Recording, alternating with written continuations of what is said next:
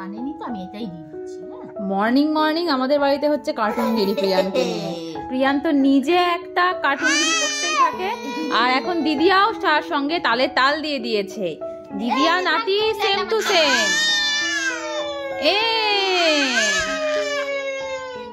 এটা কি দিয়েছে দিদিয়া?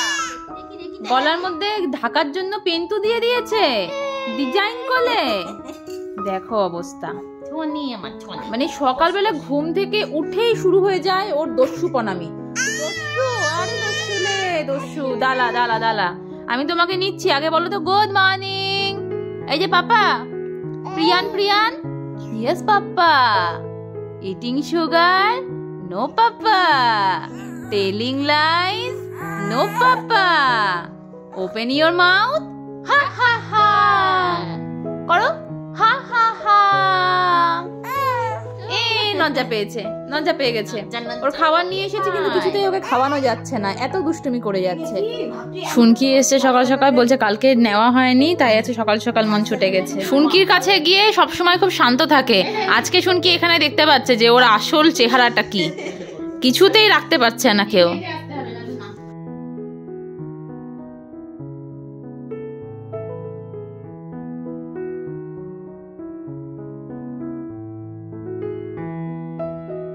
আজকে একটু রান্নাঘরে আসতে অনেকটাই লেট হয়ে গেল। ব্রেকফাস্টটা একটু লেট করেই করছি আমরা গল্প করতে করতে। এখন বাবা বাজার নিয়ে আসলো, জাস্ট নর্মাল ফ্রুটস वगैरह এগুলো। আর এখন বাবা গেল চিকেন আনতে। তো বাবা আস্তে আস্তে দেখা যাক। এখানটাতে আমি ওটস দিয়ে একটা কিছু বানাবো ভাবছি, কি বানাবো জানি না। প্রথমে ওটসটাকে একটু ড্রাই রোস্ট করে নিয়ে না এটাকে হাত দিয়েই একটু গ্রাইন্ড মতন করে নিচ্ছি। মিক্সার গ্রাইন্ডারে করলে একদম ডাস্ট পাউডার হয়ে যাবে। এই যে শুনকি এখন নিয়ে আসলো। কালকে শুনকিদের বাড়ির দেশি মুরগি কাটা হয়েছে না শুনকি, তো সেটার হচ্ছে মাংস। সেই মাংস এখন আমার দুপুরের জন্য দিয়ে গেল। আহা হা হা আহা হা হা। এটা থাক এখন, এটার গন্ধ থাকলে আর অন্য কোনো কিছু খেতে ইচ্ছা করবে না, তো এটা দুপুরের জন্য তোলা থাক। আর এখন আমি ব্রেকফাস্টটা রেডি করি। এখানে আমার ব্যাটার রেডি হয়ে গেছে। এটা 10 মিনিটের জন্য একটু সোক করার জন্য রাখলাম। আর বাবাকে বলেছিলাম টক দই আনতে, এখন টক দইটা এটা আমাদের ঢেলে রাখবো। এই যে ফাইনাল চেহারা আমার ওটস চিলার এই। এখন এটা বাবাকে দিয়ে আসি, আর এখানটাতে সেকেন্ডটা বসিয়েও দিয়েছি, ওটা হতে থাকবে। বাবা এ নাও। ওই দেখো কি জোর আছে, এতক্ষণ ধরে আমরা অপেক্ষা করে আছি, আমাদের খাবার দাবার চলে আসছে। ও বাবা কি চিজ है, देखो देखो। পাপা খাবি? खा नहीं ऐसे चीज, देखो देखो देखो। রঙ্কনা বাবা বেশ ভালোই খেলো, বললো ভালোই লাগছে খেতে। আর পোকলা হাঁ করে তাকিয়ে আছে। তোকেও দেবো একটু, বলো হ্যাঁ তোকেও দেবো। তো সেকেন্ড চিল আউট ডান, এটা এখন দিয়ে দেবো মাকে। ফাইনালি আমি বসলাম খেতে। এটা খাওয়ার অ্যাকচুয়াল নিয়মটা হলো এই যে চিলা, তার উপরে মানে টেস্টের জন্য বলছি একটু টক দই উইথ চাট মশলা, তারই সঙ্গে একটু কেচাপ। এবার এটাকে আহা হা এইভাবে তুলে খেতে হয়। আমারটা পড়ে গেল, যাই হোক এবার এভাবে খেতে হয়। Just to good, yummy diet control breakfast, yummy. সকালে ব্রেকফাস্ট থেকে শুরু করে তো প্রিয়ানের খাওয়া দাওয়া সবই হয়ে গেল। আর এখন প্রিয়ানকে আমি এখানে ঘুম পাড়ানোর চেষ্টা করছি। মা বললো আজকে চিকেনটা মা রান্না করবে, প্লাস প্রিয়ানের দুপুরের খাবারটাও মা বসিয়ে দেবে। তো প্রিয়ানকে নিয়েই আমাকে এখন থাকতে বললো। তো এখন ওকে একটু দেখি কতক্ষণে ঘুম পাড়ানো যায়, ততক্ষণে ব্লগটাও এডিট করে পোস্ট করে দেবো। আর ফাইনালি ওদিকে প্রিয়ান ঘুমিয়েছে, আর মা এদিকে। এটা কার খাবার? এটা প্রিয়ানের খাবার হচ্ছে। এটা ঘি দিয়ে ভাজা হচ্ছে, তারপরে প্রেসার কুকারে দিয়ে দেবো চাল ডাল একটু অল্প দিয়ে। আর এটা হচ্ছে সর্ষে শাক। সর্ষে শাক হয়ে গেছে, প্রিয়ানের খাবার এখন রেডি হচ্ছে। এরপরে কি হবে? এরপরে মাংস, এর বাদ ওটা প্রিয়ানের চাল ডাল। আর এটা তো ওই চিলা বানিয়েছিলাম সকালে, সেটাই অল্প একটু আছে, ওটা বিকেলে বাবাকে ভেজে দিয়ে দেবো। এখানে যে মাংসের আলুটা হচ্ছে তোর এভাবে করে রেখেছি। ভাজা না ভাজা হয়নি, এটা ভাজতে হবে। এটা মাখিয়ে রেখেছি, পরে মাংস ম্যারিনেট হয়ে গেছে। না ফাইনালি আমাদের লাঞ্চ এখানটাতে রেডি।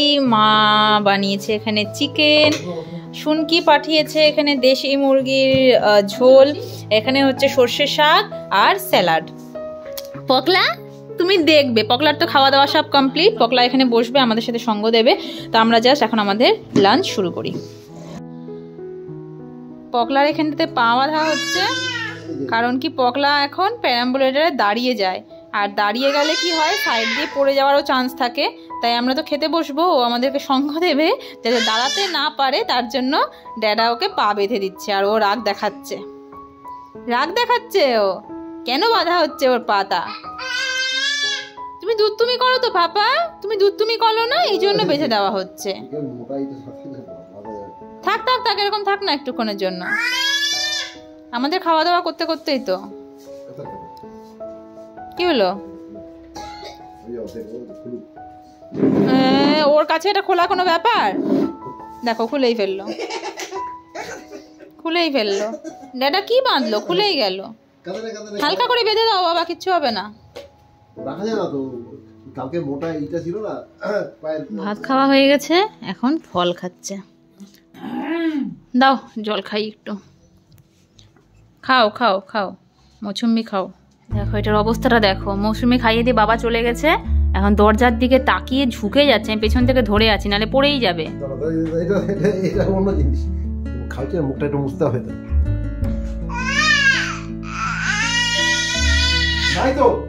যাবেই এই যে পড়ে গেলে কি হবে, এরকম ভাবে উঠে যাচ্ছে, সে আরো মৌসুমি খাবে না, আর খাওয়া যাবে না। যা কোলে উঠে যা, হাতে কিছু নেই, যা টাটা, বাই বাই। এই যে বাই পাপা। খুঁজেই যাচ্ছে মৌসুমি, কি করে যাচ্ছে ছেলেটা আমার সাথে, দুধ তুমি কোলে যাচ্ছে আমার সাথে, খালি দুধ তুমি কোলে যাচ্ছে আমাকে, দুধ তুই কোলে যাচ্ছে আমার সাথে খালি। কেন একটা ব্লগ এডিট করতে দিচ্ছে না, একটা মোবাইল দেখতে দিচ্ছে না কেন? বাবা ইয়ার কোনটা? ইয়ার দেখো তো, ইয়ার দেখাবে না, দেখ দিদি আর শান্তি মতন বসে মোবাইল ঘাটছে। নাও সামলাও তোমার বদমাইশ নাতিকে, সামলাও। অনেক শান্তিতে বিরাজমান ছিলে, এবার একটু নাতির সাথে অশান্তিতে থাকো। হয়ে গেছে আমার টাইম। হ্যাঁ সেই মুখে দে, যা পাবি তাই মুখে দে, যা পাবি তাই খাবি। হ্যাঁ তোকে তো কিচ্ছু খাওয়াই না আমি, তুই যা পাবি তাই খাবি। এই জন্য পৌষ পার্বণ পড়ার পর থেকেই পিঠে পুলি, অথচ আমরা এখনো অবধি সেই কেনা কয়েকটা পাটিসাপটা, মালপোয়া আর শুনকির দেওয়া পিঠে ছাড়া বাড়িতে এখনো অবধি আমাদের পৌষ পার্বণ কিন্তু শুরু হয়নি। তো ফেসবুক আর হোয়াটসঅ্যাপে এত স্ট্যাটাস দেখে মাকে আমি বললাম, মা আমাদের পিঠে হবে না?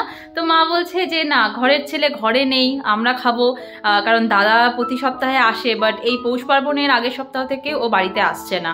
আর মায়ের মন তো, ছেলে না খেলে কি আর মায়ের খেতে ইচ্ছে করে? এই জন্য মাও বানাচ্ছে না। ইভেন হ্যাঁ, আমার খুব একটা পিঠে পুলির প্রতি যে ক্রেভিং, ওটা কখনো কালেই নেই। ওই বাড়িতে প্রীতম বেশি ভালোবাসে খেতে, আর এই বাড়িতে দাদা, যেহেতু মিষ্টি লাভার ওরা। আর দাদাকে ছেড়ে মা কখনোই এই পিঠে পুলি এগুলো হচ্ছে বানায় না। মানে যে কোনো ভালো জিনিসই দাদা না থাকলে পরে বানানোটা বন্ধ থাকে, ও কবে আসে সেটাই অপেক্ষা করা হয়। হ্যাঁ সত্যি কথা বলতে কি, মাপা আমাকে বলে যাচ্ছে অনেকদিন ধরে যে মা পিঠে পুলি কিছু একটা বানাও। আমি বানাচ্ছি না, ওই যে ওর বাবা নিয়ে এসছে সেটা খাচ্ছি। হ্যাঁ সে নিয়ে এসছে, এবার শোভনা দিয়েছে, খেলাম। কিন্তু সত্যি কথা বলতে এই বাড়িতে পিঠে পুলিটা বিশেষ করে করা হতো বাবার আর বাবি, মানে ওর দাদুর আর না, এই দুজনের উদ্যোগে বেশি হতো। ভীষণ ভালোবাসে খেতে, তা যার জন্য আমি নিজের হাতে বানাবো, আর ছেলেটা বাড়িতে নেই, ওইটা আমার মন চাচ্ছে না। আর এবার আমি জানি পিঠে পুলি বানাতে গেলে মানে বাবার কথা খুব মনে পড়বে, কিন্তু যাই হোক বাবাকে তো আর সম্ভব না পাওয়া আমাদের মাঝখানে। কিন্তু ছেলে আসুক, আমি অবশ্যই বানাবো। এই পাপলু, তুমিও যখন বড় হবে তোমার মাম্মাও তোমাকে ছেলে কিচ্ছু খাবে না কিন্তু। হ্যাঁ তোমার মাম্মাও খাবে না, পিঠে পুনি সব তোমাকে বানিয়ে দিয়ে খাবে। হ্যাঁ আর সত্যি সত্যি এটা শুধু এবছর বলে না, প্রতি বছরই তাই হয়। দাদাও যেহেতু শিলিগুড়িতে আর আমিও যেহেতু ওই বাড়িতেই থাকতাম, তো মা যখনই পিঠে বানাতো, যদি আমি এখানে আসলাম তো ঠিক আছে, আর না হলে মা নিজে হাতে বানিয়ে আমার শ্বশুর বাড়ির জন্য আর দাদার মেসের জন্য, দুটো জায়গাতেই, দাদার যেখানে থাকতো আর কি, ওকে ওখানে দিত, আর আমারটা ওখানে নিয়ে সবাইকেই খাওয়ানো হতো। আদারওয়াইজ আমরা কেউ নেই, দুই ভাই বোন, অথচ মা পিঠে বানিয়ে বাড়িতে বাবার জন্য বা হ্যাঁ দাদুর জন্য, দাদু যতদিন ছিল দাদুর জন্য বানাতো।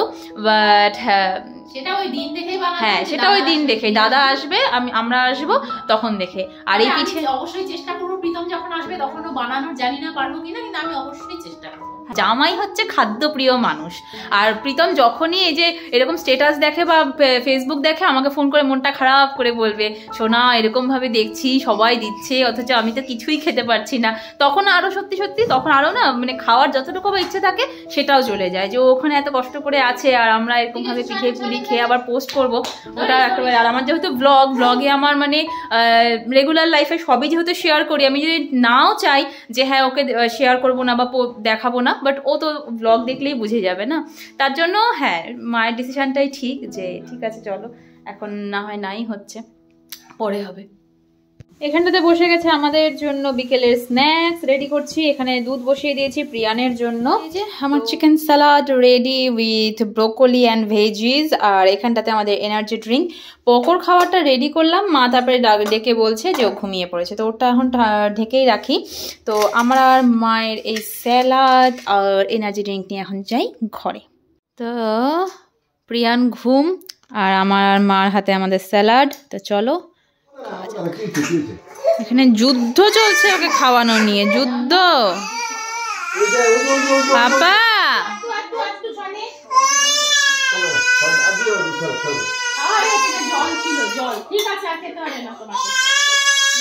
যুদ্ধ চলে ওর খাওয়া নিয়ে, এখন এত ঝামেলা করে না। যখনই বেশ কিছুক্ষণের জন্য ওকে ছেড়ে আমি একটু থাকি না, তারপরে যখন যাই ওকে নিয়ে বেশিরভাগ টাইমে বাবা মা থাকে, কখনো বা খাওয়ানোর চেষ্টা করে বা কখনো তেল মালিশ করাতে, কখনো স্নান করানোর।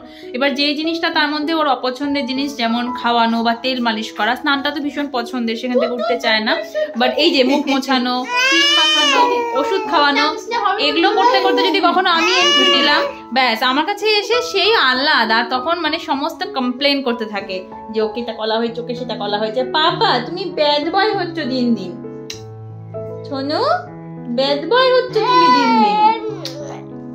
তো যাই হোক অনেকক্ষণ পরে ওকে এখন আবার নিলাম, আর একটু কাজ করছিলাম, তো এখন ওকে নিয়ে খেলে করতে হবে, তাই না বাবা? ঘুম থেকে ওঠার পরে সেরকম ভাবে ওকে নিয়ে আমি থাকতেই পারিনি। বকু দিচ্ছ, আমাকে বকছে কেন আমি ওর সাথে কথা না বলে এদিকে কথা বলছি। তো যাই হোক এখন একটু ওর সাথে কথা বলি।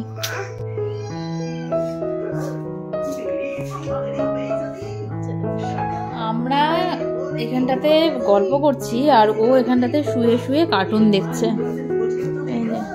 বাবা কার্টুন নেটওয়ার্ক চ্যানেলটা নিয়েছিল প্রায় 1.5 মাস হতে চললো, এতদিন বুঝতো না, এখন কার্টুন বোঝা শুরু হয়েছে।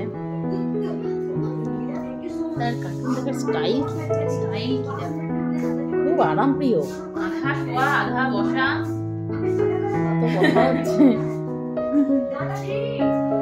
মামায়ের ভাগনা, এটা তার প্রমাণ, মামায়ের ভাগনা। হ্যাঁ ঠিক, মামাই এরকম কার্টুন দেখার অবস্থা।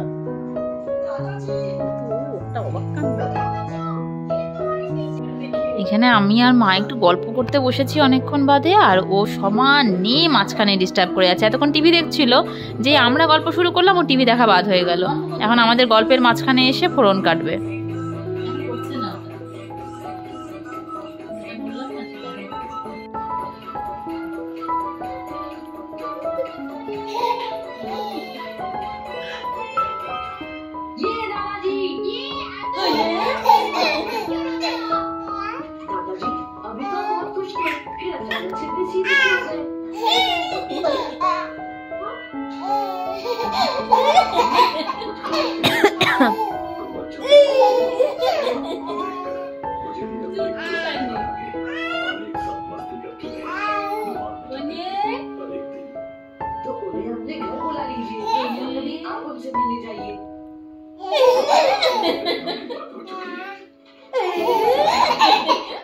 আমার মাত্র ডিনার কমপ্লিট, বাবার জন্য রুটি বানাতে হবে, গল্প ভুলেই গেছি।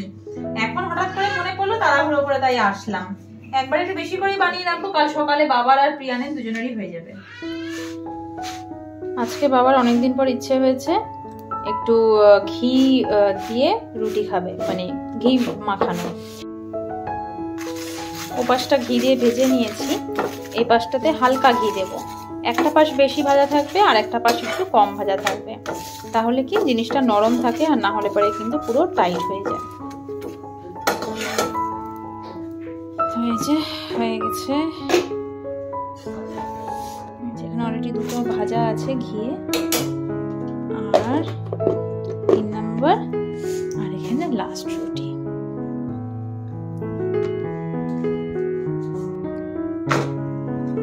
ফাইনালি ঘিয়ে ভাজা পরোটা টাইপই হয়ে গেছে এটা খেতে কিন্তু দুর্দান্ত লাগে। প্রিয়ানের খাওয়া দাওয়া ওষুধ সব কমপ্লিট। এখন দিদি আর বলে চুপচাপ বসে থাকো, জন্য এখন মাংসটা একটু গরমে বসিয়েছি। আজকে মা মাংসটা যা দুর্দান্ত বানিয়েছে না, দুটো মাংসই আজকে দুর্দান্ত খেয়েছি। যেটা শুনকি দিয়েছিল ওটা ছিল দেশি মুরগির ঝোল, একদম মাটন একটা ফ্লেভার এসে গেছিল। আর মা যেটা করেছিল খুব কম সময়ের মধ্যে আজকে একদম রান্নাটা করেছে। বাট আগিস ফেলেছে, ওখানে বই ফেলেছে, তারপরে এখন নামার চেষ্টা করছে, নামতে দেওয়া হচ্ছে না, তাই চিৎকার করছে।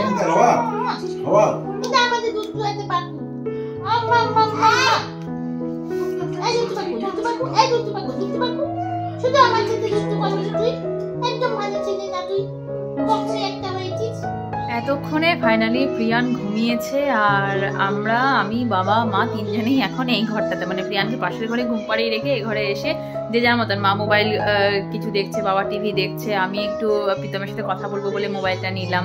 যাই হোক, এখন সবার মতন একটু করে টাইম পেয়েছি আমরা আমাদের কিছু মোবাইলে দেখার, বা কিছু আমার যেরকম ভিডিও এডিট করার, বা বাবা একটু নিউজ চ্যানেল দেখার, সব মিলিয়ে এখানটাতেই আজকের ব্লগটাকেও এন্ড করছি।